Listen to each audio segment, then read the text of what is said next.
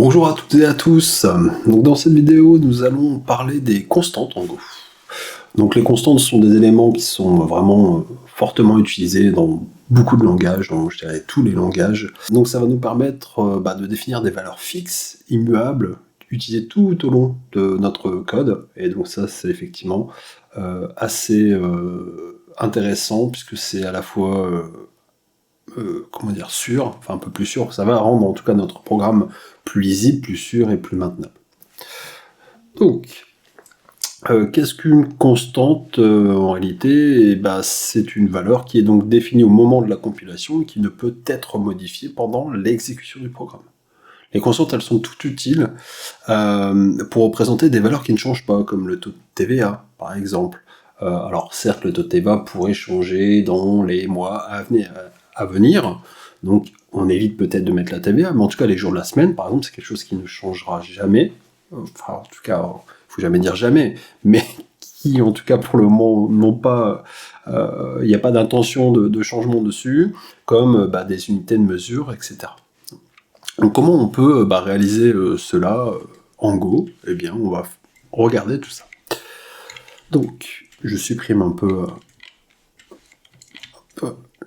ce qu'on en avait fait sur la vidéo précédente. Alors, une constante, on la déclare de cette manière-là, avec le mot-clé const, et on pourrait éventuellement tester par exemple avec pi, qui lui est égal. Alors on pourrait mettre son type, encore une fois, ici on pourrait mettre un float 64, on pourrait très bien un float 32, peu importe, c'est vous qui voyez. Je vais éviter de faire ça lorsque j'affecte tout de suite une valeur, puisque par défaut, avec l'inférence de type, il s'occupera de le mettre par lui-même. Et donc on fait un 314, 159, ça sera très bien. Voilà.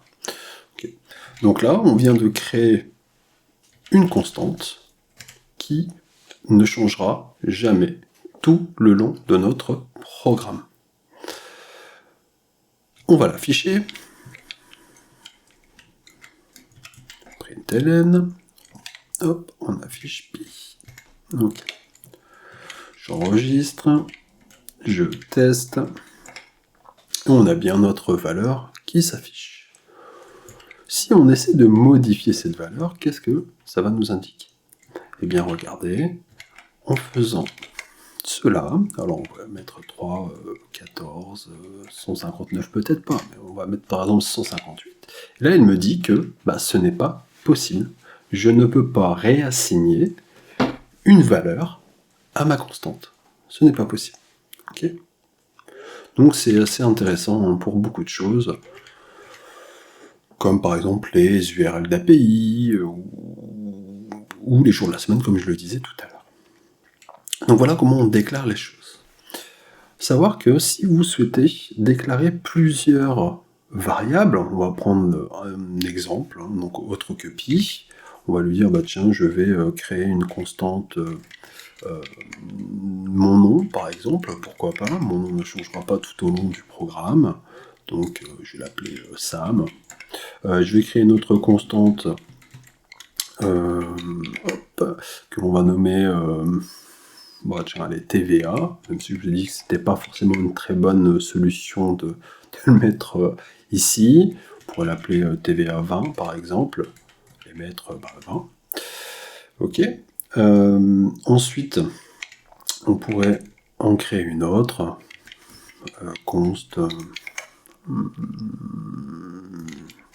is, ou allez, on va l'écrire en français, est actif. Hop.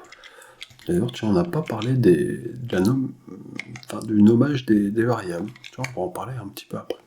Et puis, voilà. Donc là, pi n'existe plus, donc j'ai effectivement une erreur. On pourrait les afficher, alors je ne vais pas tous les afficher, je vais juste en afficher un pour éviter la petite erreur de l'import du FMT que l'on n'utilise pas, et je vais afficher mon name de cette manière. Ok, j'exécute.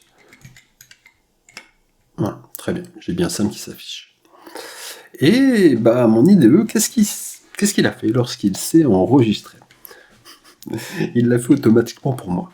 Mais qu'est-ce qu'il a fait? C'est-à-dire que lorsqu'on a plusieurs constantes, et on a la même chose avec les var, je vous l'ai montré, et le fait d'utiliser le mot-clé comme ça plusieurs fois, je me suis dit, non, effectivement, on peut l'optimiser. Et comment on l'optimise? Eh bien, on peut entourer tout ça par une parenthèse, supprimer les autres consts qui sont présents, comme ça, et terminer par une parenthèse. En faisant cela, eh bien, on évite de répéter le mot-clé const, ce qui peut être assez sympa. Et donc pour le var, on a la même chose. Donc voici un exemple, on va en tester d'autres d'exemples. Donc celui-ci je le laisse, on va par exemple utiliser les jours de la semaine. Donc comment on pourrait faire cela, comment on pourrait faire en sorte que les jours de la semaine soient des références avec des chiffres, par exemple le lundi c'est 0, le mardi c'est 1, etc. Donc on pourrait faire de cette manière-là, donc soit réécrire const dans le code juste au-dessus, ou refaire un autre élément ici.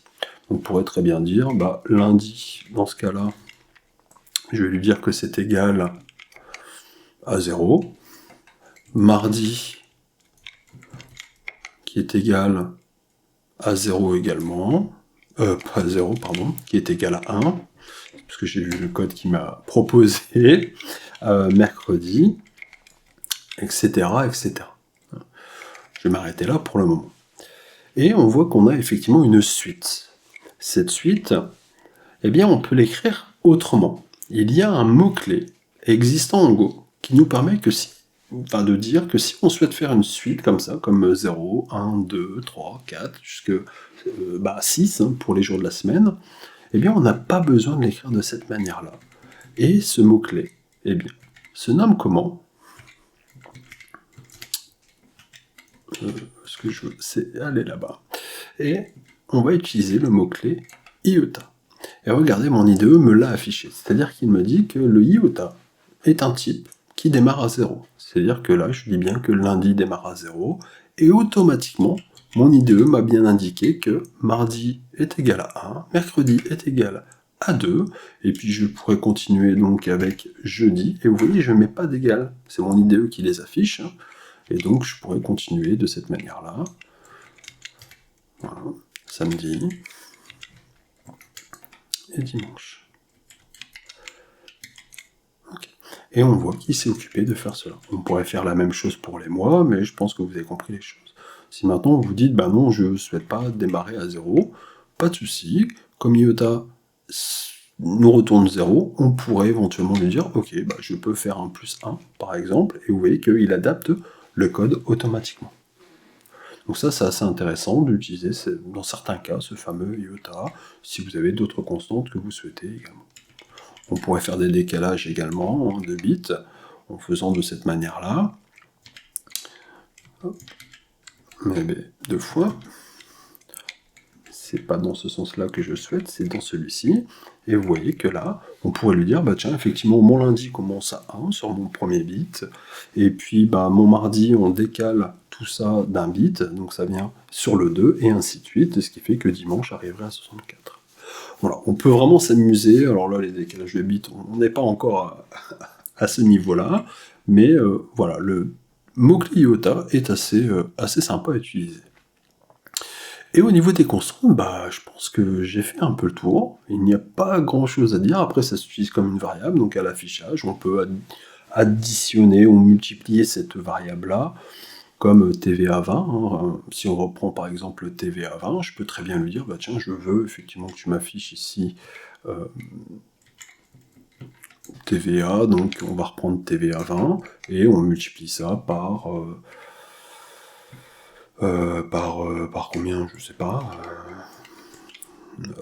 par 2 par exemple, et si on imprime effectivement cela, on teste, et donc on a bien affiché 40. Okay. Donc voilà les constantes à savoir, c'est juste que elle est disponible tout au long du programme, et on ne peut pas la modifier. Parlons maintenant donc des nommages de fonctions, de constantes et de variables en Go, à savoir que Il y a dans le monde de l'informatique pas mal, 5, ouais, 5, enfin il y en a peut-être un peu plus, mais en tout cas j'en connais 5 types de nommages. Donc on va les faire et on verra par la suite donc ceux préconisés par Golang. Donc on a le Pascal Case qui s'écrit donc de cette manière-là. On aurait donc un exemple avec var. On va partir sur first name. First name de cette manière-là, qui est de type string. Ok. On pourrait écrire également en camel case. Donc on a ici la différence avec Pascal Case, c'est-à-dire que l'on va avoir la première lettre en minuscule et tous les autres mots en majuscule. Alors en tout cas la première lettre des autres mots en majuscule, comme first name. First name, on a la première lettre du premier mot en majuscule et tous les autres mots suivants, la première lettre en majuscule. Donc là, si je souhaite faire last name, et bien dans ce cas-là, je viendrai utiliser cette écriture. Donc ça, c'est du camel case. On a une écriture qui, elle, malheureusement, n'est pas compatible avec beaucoup de langages. D'ailleurs, je connais effectivement que l'HTML et le CSS éventuellement où on peut écrire celle-ci. C'est le kebab case. De cette manière-là. Voilà. Alors là, je ne peux pas vous donner d'exemple puisque j'aurai tout de suite une erreur. Je peux vous le montrer éventuellement, mais si âge-de Sam, par exemple, de cette manière-là, eh bien, là, j'aurai un problème. Hop, je vais mettre int, et vous voyez que là, ça ne fonctionne pas. Donc là, effectivement, je ne peux pas utiliser cette écriture. Je vais le mettre en commentaire. De cette manière-là. On a également une autre possibilité, le COBOL case. Donc à la différence des autres, c'est que lui, tous les mots seront en majuscule et seront séparés par un underscore. Alors ça, on peut le faire en Go, même si ce n'est pas préconisé. Donc là, on pourrait écrire... je vais écrire first name de cette manière-là. First name, de cette manière-là, qui est de type string également. Alors là, il ne me donne pas d'erreur, tiens. C'est assez étonnant, parce que généralement, il n'aime pas trop cette écriture-là. Et il nous en reste d'autres, connus, qui est donc la fortement utilisée en Python, c'est le snake case.